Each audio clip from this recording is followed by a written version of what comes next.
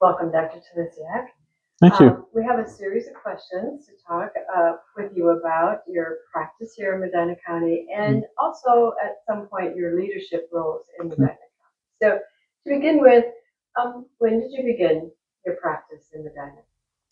So I started practice in July of 1983 in Brunswick, Ohio. Started practice by myself, and over the subsequent 10 years, I brought in another 3 partners until we joined the Cleveland Clinic in 1997. Then we brought another partner in. So what are some of your first memories of your practice in Medina? First memories of practice in Medina is, I think, opening the business and saying, "Gee, am I going to have any patients?" Thankfully, and the practice built very quickly, and I was able to bring on partners or associates at that time. One of the really awe-inspiring memories I have, though, is having one particular family that I had 6 generations in that family, where the matriarch was 104 years old when she passed away, and the youngest one was, I think, was about 2 or 3 years of age when the matriarch passed away. And the other members of the family were my patients throughout my entire career. So in your intro, you talked a little bit about your practice, but what made you decide to practice in Medina? So I did my residency down in Canton, Ohio at Altman Hospital from 1980 to 1983. And during your second and third year of your residency, you start looking around. Okay, where do I want to practice? I wanted to come back up closer to Cleveland. That's where I grew up, in Parma, Ohio. And so I looked at various areas in northeastern Ohio. At the time, my brother was a cardiologist here down in Medina, and he mentioned to the CEO at the time, Ed Hall, that I was looking to start practice. He says, "I got the place just for him, Brunswick. We need someone up in Brunswick." So I met with Ed Hall, and he's a great leader. He is amazing. And he suggests I come up to Brunswick, and I did, and that was start of the history of my practice. So you've been in practice quite a while. What changes at the hospital made the most impression on you? The changes. Well, actually, my first impression of Medina Hospital was driving up for my interview up to Medina Hospital, and there was a circle in front of this old house, which was the main entrance of the hospital. And I thought, wow, that's rather kind of quaint. And I met Mr. Hall there in his office, and he showed me around. And there was a little diner or dinette there right in the front. And he says, "What you got to get? You got to get a patty melt. They're great here." And so I got a patty melt. But so the changes of the physical changes of the hospital changed, quite dramatically during my career. That house ended up being torn down. There was additions to the hospital.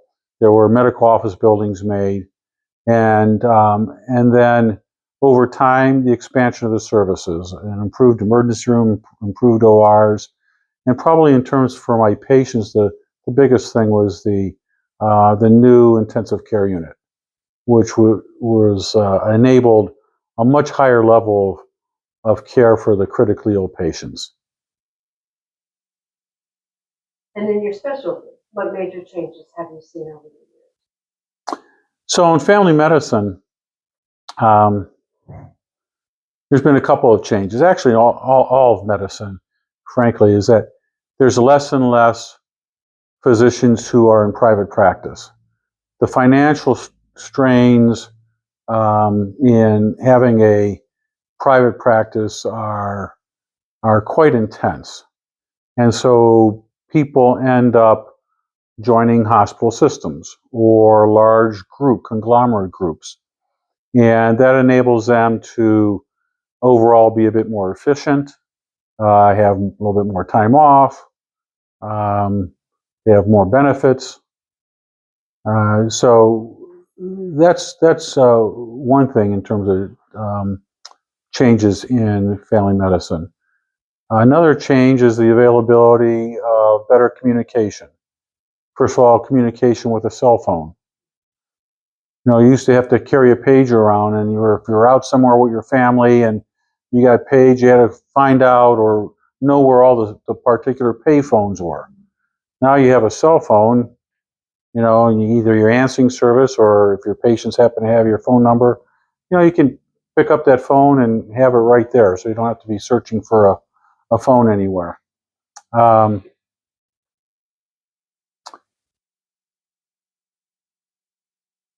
have to put a pause on that. You can edit out. I have to get my thoughts here in gear. Oh yeah, so medications, the availability and of newer medications for chronic diseases has just exploded. When I started practice for medications for hypertension and diabetes, for instance, um, there are a few, and they help patients, but they weren't necessarily the best medications. Now there are multiple classes of medications for hypertension.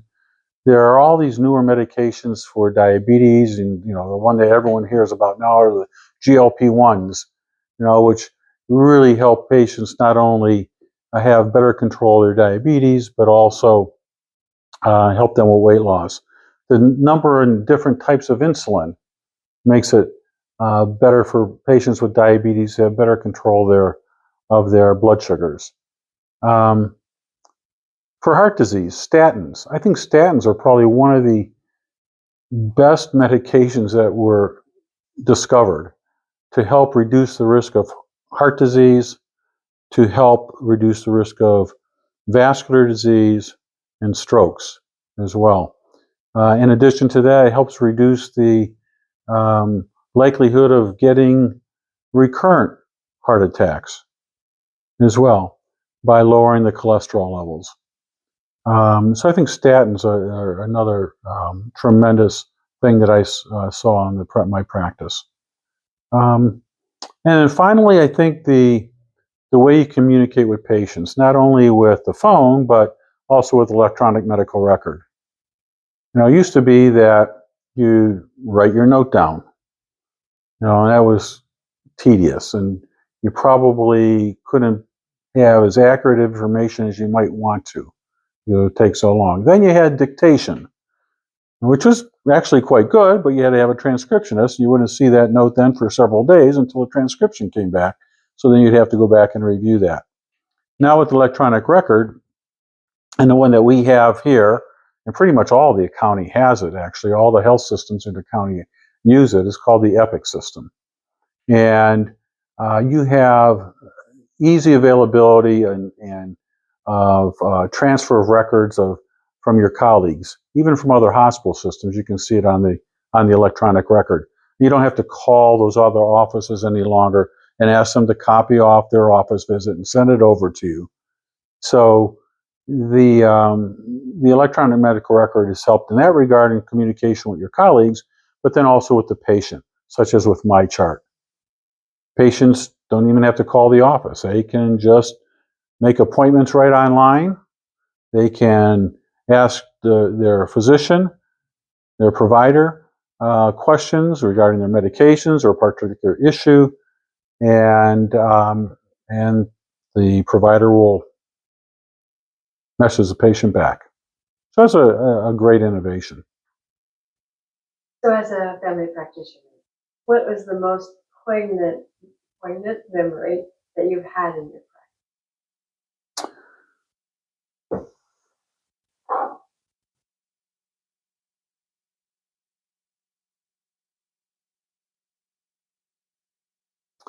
When I started practice in 1983, I also delivered babies. And so it was a true family practice. You delivered babies, you took care of the pregnant mom and then the newborn, and right up until, as I said earlier, 104-year-old patient. So I think a poignant thing was I remember the first time I took care of my first delivery was a pretty special thing. Um, I didn't continue doing deliveries because it was extremely stressful and it was hard to get time out of the office to run on down. You have to tell patients who are in the office, "Oh, sorry, I have to cancel your appointment because I got to go run down to the hospital and deliver a baby." So I stopped delivering babies primarily for that reason. But that, and then also a very probably the most poignant thing about family medicine for me is the relationships that you build with your patients. Um, you actually became part of their family. In some cases, even deeper. I had patients tell me that they would share things with me that they wouldn't share with their spouses or their children or even their minister or priest. Um, so that's a pretty special relationship that a family medicine doc or primary care doc can have with anyone. Um, Actually, I really miss it. That's the thing I miss about um, medicine being retired is the relationships with the patients. So what advice would you give practicing physicians today? Take time to know your patient and their families, as well as take a thorough history and do a thorough physical exam. Because one thing that hasn't changed in medicine from time that I was in training in the 1970s, late 1970s when I was in medical school, and then 80 to 83 in my residency, and then subsequently, one thing that hasn't changed is that you can get 80% of your diagnosis on a patient by doing a good history and physical exam. Because whether a patient knows it or not, they'll tell you what's wrong with them. They'll tell you the diagnosis. They may not know the words, but they know their symptoms. And if you take a good history and follow that up with a good physical exam, you'll have your diagnosis. And the diagnostic tests then, or the technology will only confirm that. So don't depend just on technology. Take a good history, take a good physical exam. So what do you see as the future of medicine, both in your specialty and in hospital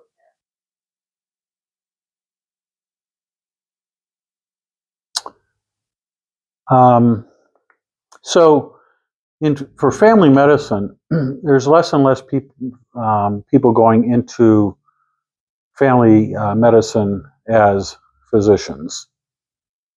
And part of that is because of the reimbursement rates. Insurance companies don't pay doctors to think so much anymore. They pay doctors to do. And I think my family medicine colleagues would agree with me on that. So you see less people going into primary care, whether it be pediatrics or internal medicine or family medicine. And they're doing the subspecialties because they know they can get reimbursed at a greater rate. So I have a concern that there's going to be inadequate, already is an inadequate number of family physicians. I think that's going to get worse. And I think it's going to be a detriment to our health system and our health care. Because although nurse practitioners do a tremendous job, my daughter's a nurse practitioner in family medicine. Although she does a tremendous job, her training is not at the same level as a physician, no matter how many years of practice she's in. She just not going to have the experience. Um, and you can't gain that. You don't have all the basic knowledge that you get during your medical school and residency training that would put you at the same level as a physician. So I have that concern in terms of the future of family medicine. Hopefully, the family doctors don't think that this is a 9 to 5 job, because it's not. It has to do with relationships and with patients, and um, you need to spend the time with patients. So you've had several leadership roles. Mhm. What was that transition from a practicing physician to a leadership role? And what do you see as benefits or as advice for other physicians who might want to go into leadership? When our group joined the Cleveland Clinic in 1997, uh, the person who recruited us was Dr. Dave Bronson. He was a tremendous leader at the clinic. He started all the regional family health centers and then subsequently became the president of all the regional hospitals. But he asked me to be the medical director of our family health center in Brunswick. So that was my first exposure of taking a leadership role, other than being the senior member of our group. And I enjoyed that. That was just on top of everything else I was doing. So I still had a full practice and had the responsibility of being a medical director, which was basically managing the practice and the staff, and to a greater degree as the practice got larger. And then in 2009, when Medina Hospital was looking for a partner, they chose the Cleveland Clinic. And I was asked to be the vice president of medical operations, or chief medical officer in other lingo. And again, that didn't really significantly change my responsibility with patients. It was just an added thing to do. And then in 2011, I was asked to be the hospital CEO or hospital president. And that's where that time commitment was so great that I reduced my practice time to about 30% clinical. And I always used to say, well, it was 100% CEO or hospital president responsibilities and 30%. So I was working 130%. I used to joke around about that. But I thoroughly enjoyed it. I had a great team. And they are the ones who made the hospital work. They were the ones who made the hospital work. I had an excellent chief nursing officer and an excellent director of quality care, Fran, and an excellent COO, and the entire team was just tremendous. It made my job thoroughly enjoyable. So my advice to physicians, if they're looking at leadership roles, I think go for it. You'll learn a lot that you're not taught in medical school or residency. And if you're with a large hospital system, they give you all the tools you need. You're going to classes, you're going to all kinds of meetings for leadership training and management skills, and they do that for all the hospital leaders. So I'd say do it if you're interested in that. If you just want to take care of patients, that's all, then each hospital system has that availability as well. One of my younger colleagues from my practice in Brunswick, he wants nothing to do with practice management. He just wants to see patients, and he's a dynamo. Yeah, that's all he does is take great care of patients. So in summary, do you have any other thoughts you would like to share, either about practice of medicine, practice of administrative leadership, any other thoughts? Yeah, I think that medicine has changed so much that just as physicians find it difficult to be in private practice, and there are still some who are in private practice, but for the vast majority of them, they find it difficult to just be alone or even in a small group. Just as it is for physicians, hospitals have found the same thing, because the cost of running a hospital is very difficult with the way insurance reimbursements are and government subsidies are. And so you see hospitals joining systems. That's why here in Northeastern Ohio, there's 3 systems basically that control all the hospitals: Cleveland Clinic, University Hospitals, and Summa Health System. And hospitals join these hospital systems because they find it's better off for them financially, or they're able to bring in new services that they didn't have before. And that's exactly what happened here with our hospital, is that there's expanded in new emergency room, renovated in new ORs, additional vascular labs, a wound center, okay, new subspecialties that we didn't have available to us before. So I think, you know, there's always pros and cons when you are affiliated with someone. And our group, my group of colleagues, after we joined the clinic and we looked at things 5, 10, 15 years afterwards, we said, well, did we make the right decision? We said, oh, heck yeah. Why? We had more time off. Instead of only being able to have 2 weeks vacation, we ended up having 6 weeks vacation. Instead of having 1 week of conference, we were able to have 2 weeks of conference. We had better life insurance. We had disability insurance that we didn't have before.